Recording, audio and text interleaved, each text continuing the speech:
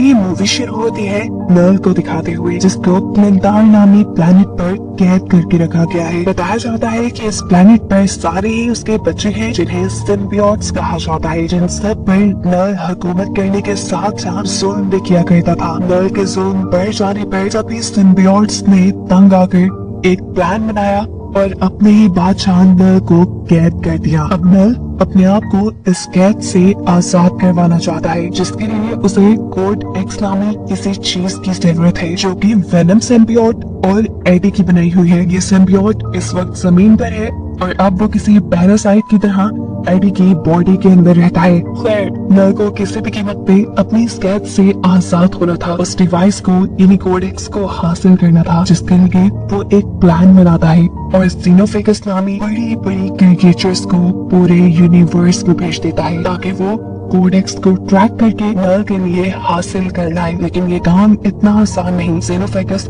Code x को तभी track कर पाएंगे जब वेनम सिम्बियोट पूरी तरह से एडी की बॉडी को अपने कंट्रोल में लिए होगा। अब सीन कट होकर हमें एडी को दिखाया जाता है जो एक बार में बैठा किसी से बातें कर रहा था। अचानक उसके पीछे कोई पोर्टल ओपन हुआ, जो पोर्टल उससे अपने अंदर खींच के ले गया और मालूम हुआ कि वो अब एक दूसरे यूनिवर्स में पहुंच चुका है। इस यूनिवर्स में भी है वो इस वक्त प्लेनेट अर्थ पर ही, और एक शॉकिंग बात उसे ये पता चली है कि पूरी दुनिया उसे और उसके वेनम सिम्बियोट को ढूंढ रही है। लेकिन यहाँ पर एडी और वेनम ये फैसला करते हैं कि वो न्यूयॉर्क जाएंगे और एक खास आदमी को ब्लैकमेल करेंगे जो इस सारी सिचुएशन से उनको बाहर निकाल सकता है। अब इससे पहले कि ये लोग इस शहर से निकल पाते, ये दोनों देखते हैं कि कुछ लोगों ने मासूम डॉग्स को पकड़ा हुआ था, जिन्हें वो फाइटिंग कंपटीशन के अंदर लेकर जाने वाले थे। ऐसे इन डॉग्स की जान खतरे में थी और इन डॉग्स को बचाने के लिए एडी और वेनम सिम्बियोट इन लोगों से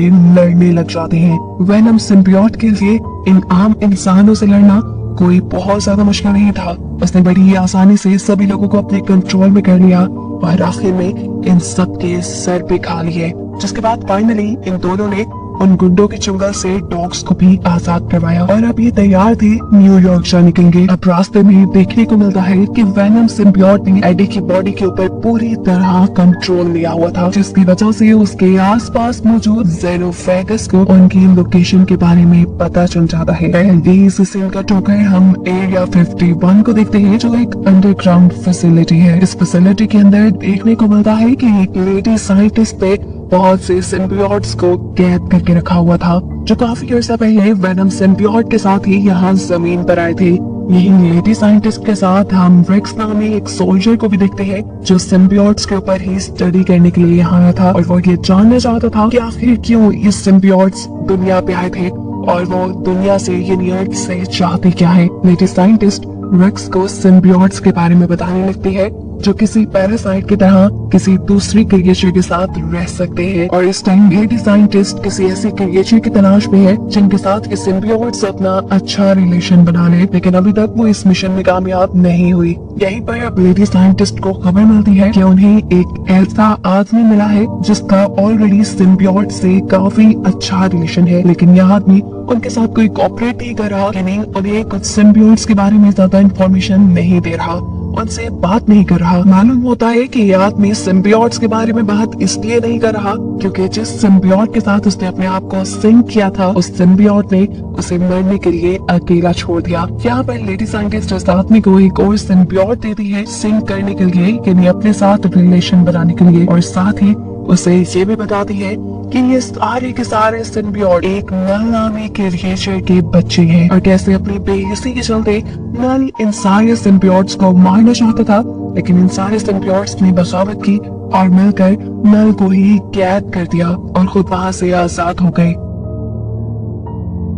नल अब अपने उस कैद से आजाद होना चाहता है, जिसके लिए उसे कोड एक्स की जरूरत है। समझ लो वो कोड एक्स उसकी जेल की चाबी है और वो कोड एक्स इन्हीं सिम्बियोट्स में से किसी एक सिम्बियोट ने बनाया है। लेकिन जितने सिम्बियोट यहाँ मेरे पास है, इनमें से किसी के पास भी कोड एक्स नहीं, और उसी कोड एक्स को लेने के लिए नल ने बहुत सारे जीनोफेगस अब अर्थ पे यानी दुनिया में भेजे हैं। इधर हमें तो पता है कि वो कोडेक्स है वेनम सिम्बियोट और एडी के पास। अब सीन दोबारा वहीं पे शिफ्ट होते हैं जहां हमने देखा था कि सफर करते हुए वेनम सिम्बियोट में पूरी तरह एडी की बॉडी पे कंट्रोल ले लिया था और उसी की वजह से एक जेनोफेगस ने उन्हें ट्रैक भी कर लिया। वो उनसे जैसे ही कोडेक्स लेने के लिए उनके पीछे आता है तो यहाँ हमें मूवी का एक बहुत ही जबरदस्त शॉट दिखाया जाता है जिसमें वेनम सिम्बियोट और एडी का सामना हो रहा है जेनोफेगस से और ये लोग प्लेन के ऊपर लड़ रही है। इनकी लड़ाई ये ज्यादा देर चल नहीं पाती क्योंकि जेनोफेगस प्लेन के इंजन में आकर मारा जाता है। लेकिन अब इस इंसिडेंट से एक अच्छी चीज ये हो गई थी कि वेनम सिम्बियोट होशियार हो गया था। वो ये जान गया था कि जब भी वो एडी की बॉडी पर पूरी तरह कंट्रोल करेगा उसे कोई ना कोई जेनोफेगस ट्रैक करने का, इसलिए अब उसे एडी की बॉडी को कंट्रोल करने से अवॉइड करना शुरू कर दिया है। और ये बात उसने खुद एडी को भी बता दी है। ये कहते ही उसने एडी को प्लेन से नीचे फेंक दिया और उसे बचाने के लिए खुद किसी पैराशूट की तरह उसके ऊपर की तरफ उड़ने लगा। अब एडी को तो ज्यादा कुछ पता नहीं था कि वो क्रिएचर जिसने उसके ऊपर हमला किया वो कौन है और आखिर वो चाहती क्या है।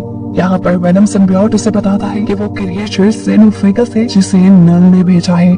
असल में नल कोड एक्स लेना चाहता है जो उसके जेल की चाबी है जो हम दोनों ने मिलकर बनाई है और अगर हम दोनों में से कोई भी मर गया तो वो चाबी खत्म हो जाएगी। एडी कंफ्यूज था कि उसने कोई कोडेक्स कब तैयार किया। तब वेनम सिम्बियोट उसे सारी पुरानी कहानी सुनाता है जहाँ पर उन्होंने कोडेक्स को क्रिएट किया होगा। अब यहाँ ये बातें करते हुए देख लेते हैं रेक्स के हाथ में यानी सोल्जर्स जो सब में किसी ऐसे ही सिम्बियोट को ढूंढना चाहते थे जिसने किसी इंसान के साथ लिंक बनाया हो और उससे वो बातें कर सके और जान सके कि आखिर उनकी दुनिया पे आने का मकसद क्या है। एडी खुद इतना ज्यादा ताकतवर नहीं था लेकिन जैसे तैसे करके उसने इन सोल्जर से बचने की कोशिश की और अपने आप को बचाने के चक्कर में उसने गलती से एक सोल्जर को भी मार दिया। उसकी हमेशा से ताकत उसका सिम्बियोट ही रहा था लेकिन अब सिम्बियोट उसके ऊपर पूरी तरह कंट्रोल नहीं ले सकता था क्योंकि अगर वो ऐसा करता तो कोई ना कोई जेनोफेगस उनको ट्रैक कर लेता और उनके लिए मुसीबतें और ज्यादा बढ़ जाती। इसी सारी लड़ाई के चलते हम देखते हैं कि एडी गलती से पानी में गिर चुका है। तैरने की उसमें ताकत नहीं थी और अगर उसे बचाना था तो वो वेनम सिम्बियोट को ही बचाना था। वेनम सिम्बियोट उसे बचाने के लिए यहाँ ना चाहते हुए उसके ऊपर पूरी तरह कंट्रोल कर लेता है और ऐसे काफी सारे जेनोफेगस उन्हें ट्रैक कर लेते हैं। अब यहाँ इससे पहले कि जेनोफेगस उनके ऊपर हमला कर लेता ये लोग होशियारी दिखाते हैं और पानी से निकलने के फौरन बाद ही वेनम एडी की बॉडी को छोड़ देता है जिसकी वजह से जेनोफेगस उसे देख नहीं पाता और झंझलाकर वो यहाँ काफी सारे सोल्जर्स को मार देता है जो एडी और वेनम के पीछे ही पड़े थे। एडी तो मौका पाकर यहाँ से भाग चुका था लेकिन पैदल वो कितना भी आगे जाता। यहाँ उसकी किस्मत उसका साथ देती है और उसे एक फैमिली मिल जाती है जो रोड ट्रिप पर निकली हुई थी। वो फैमिली एडी को लिफ्ट दे देती है और बताती है कि ये लोग एरिया 51 पर रुकने वाले हैं क्योंकि इन्हें बहुत सारे एलियंस को इन्हीं सिम्बियोट्स को देखना है। एडी भूखा था। ये फैमिली एडी को खाने के साथ साथ जूते भी देती है क्योंकि एडी के पास इस टाइम जूते भी नहीं थे। रास्ते में ये फैमिली फाइनली एडी को लॉस वेगस छोड़ चुकी थी। हम यहाँ पर आकर एडी अपनी एक पुरानी फ्रेंड से मिलता है जो कि एडी के वेनम वाले रूप से बहुत ही ज्यादा इम्प्रेस थी और उन्हें खुश करने के लिए यहाँ मजबूरन उनके स्टार करने पर वेनम को एडी की बॉडी पर कंट्रोल लेना पड़ता है जिसके बाद ये दोनों यहाँ पे डांस करते हैं और इनके इस हैप्पी मोमेंट का नतीजा ये निकलता है कि बहुत सारे जेनोफेगस उसे ट्रैक कर लेते हैं। अब इससे पहले कि यहाँ पर ही लड़ाई शुरू हो जाती वेनम एक और मर्तबा अक्लमंदी दिखाता है और एडी की बॉडी को छोड़ देता है जिससे सारे जेनोफेगस कंफ्यूज हो जाते हैं। एक तो अच्छा काम हो गया लेकिन जैसे एडी की मिस्टेक कम होने पे नहीं आ रही। यहाँ पर मालूम हुआ कि लॉस वेगस के अंदर भी रेक्स ने एडी को देख लिया है। बस फिर क्या था, रेक्स और उसकी पूरी टीम ने एडी को पकड़ लिया। उन्होंने एडी और उसके वेनम सिम्बियोट को अलग कर दिया और फिर जब एडी की आंख खुली तो वो एरिया 51 के अंदर था। यहाँ एडी के साथ एडी की ही जैसे एक और इंसान जिसे कैद किया गया था जिसका एक सिम्बियोट के साथ रिलेशन भी था, वो एडी को बताता है कि नल जो इन सभी सिम्बियोट का किंग है वो पागलों की तरह एडी और वेनम सिम्बियोट को ढूंढ रहा है। और ये खबर तो पहले से ही एडी को थी।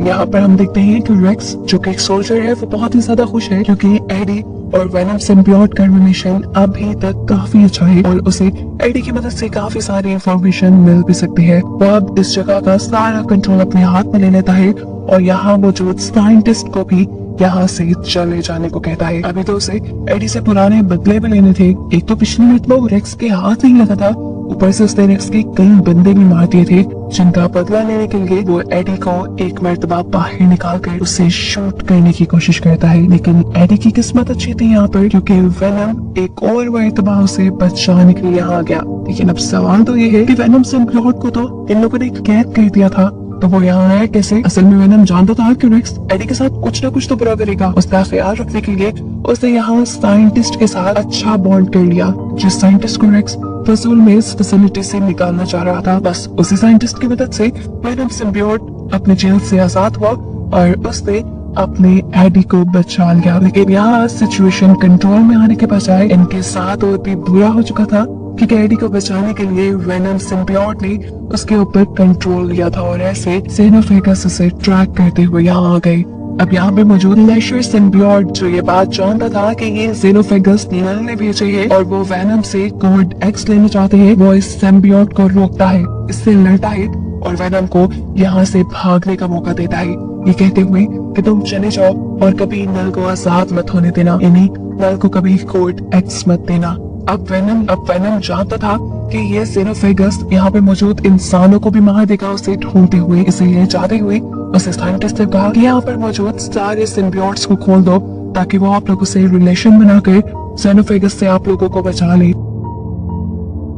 साइंटिस्ट उसकी बात मान लेती है और सिम्बियोट्स को खोल देती है और सिम्बियोट्स भी बिना वक्त जाए किए काफी सारे इंसानों से बॉन्ड बनाते हुए जेनोफेगस से लड़ने लग जाते हैं और ऐसे यहाँ पर एक धमाकेदार फाइट शुरू हो जाती है। इतने में ही यहाँ पर वो फैमिली पहुंच जाती है जिसने एडी को लिफ्ट दी थी और उन्होंने एडी को बताया भी था कि वो एरिया 51 में एलियंस देखने के लिए जाएंगे, लेकिन उन्हें ये नहीं पता था कि वो एक के बजाय इतने सारे एलियंस को देख लेंगे, वो भी खुले हुए। इन एलियंस के दरमियान होने वाली धुआंधार फाइट को देखकर वो बुरी तरह डर चुके थे क्योंकि जेनोफेगस बुरी तरह से सिम्बियोट्स को खा रहे थे और सिम्बियोट्स उन्हें हराने की कोशिश कर रहे थे और ये कोशिश सिम्बियोट्स की नाकाम बनाने के लिए जेनोफेगस अपने बहुत से और साथियों को दूसरे यूनिवर्स से बुला लेता है। सिचुएशन को खराब देखते हुए वेनम सिम्बियोट भी यहाँ जेनोफेगस से लड़ने के लिए आ गया था, लेकिन जब उसने देखा कि बहुत सारे और जेनोफेगस भी यहाँ आ चुके हैं और वो सिम्बियोट्स के साथ साथ इंसानों की भी लाइफ मुश्किल में डाल सकते हैं, तो उसने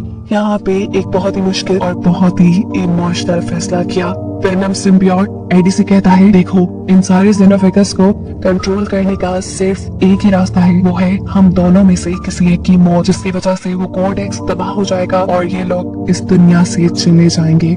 एडी सबके लिए बिल्कुल तैयार नहीं था। एडी के फैसले का वेनम इंतजार नहीं कर सकता था क्योंकि जिन एक दो जेनोफेगस को इन्होंने मारा था वो भी अपने आप को रीजनरेट कर रहे थे। इन सभी लोगों को बचाने के लिए और सिचुएशन को संभालने के लिए वेनम अपना एक बड़ा सा रूप दिखाता है और इन सारे जेनोफेगस को अपने में लपेटते हुए एक मशीन की तरफ बढ़ने लगता है। यह मशीन हाई टेम्परेचर की मदद से एलियंस को मारने के लिए बनाई गई थी और इसे एक्टिवेट करने का काम वेनम रेक्स को कहकर किया था। सारे जेनोफेगस के साथ साथ वेनम के भी उस मशीन में जाते ही रेक्स उस मशीन को एक्टिवेट कर देता है, जिसकी वजह से वहाँ एक बहुत बड़ा ब्लास्ट होता है और ऐसे जेनोफेगस के साथ साथ वेनम भी मारा जाता है और यहाँ काफी सारे लोग बेहोश हो जाते हैं जिसमें एडी भी था। एडी को जब होश आया तो उसे ये मालूम हुआ कि उसका दोस्त यानी वेनम सिम्बियोट अब जिंदा नहीं बचा और ये सुनकर एडी उदास हो चुका था। उसे इस खबर ने भी खुश नहीं किया था कि अब एडी पर लगाए गए सभी झूठे सच्चे इल्जाम खत्म कर दिए गए थे और वो इस दुनिया में अपनी नॉर्मल लाइफ जी सकता था। अब यहाँ से सीन कट होकर हमें मूवी के ठीक लास्ट में दोबारा नल को दिखाया जाता है जो बहुत ही ज्यादा गुस्से में है क्योंकि उसका कोड एक्स तबाह हो चुका है और उसके यहाँ से निकलने के चांसेस तकरीबन खत्म हो गए हैं और इस चीज ने उसके अंदर बदले की आग को और भड़का दिया है। अब वो आगे क्या करेगा इस चीज को सस्पेंस में रखते हुए ये कहानी यहाँ खत्म हो जाती है।